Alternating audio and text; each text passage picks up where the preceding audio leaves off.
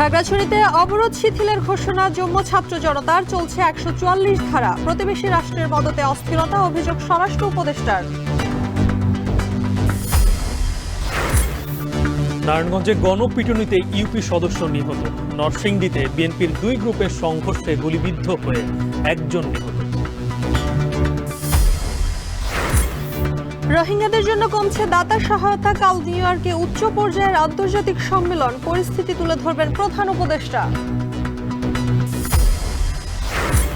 জাতিসংঘে প্রধান উপদেষ্টার শতাধিক ব্যক্তির বহর অর্থের অপচয়। বিএনপি নেতা হাফিজের মন্তব্য, পিআর দাবিকারীদের রাজপথে মোকাবেলার ঘোষণা।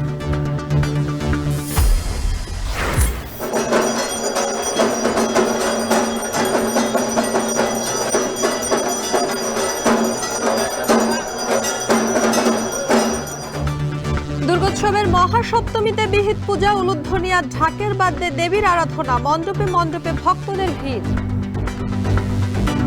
সকালে অঞ্জলি দিব, তারপর রাতের বেলা ঘোরাঘুরি, খাওয়া দাওয়া। দেবী দুর্গার কাছে প্রথম প্রার্থনা এই বিশ্বে যেন শান্তি থাকে।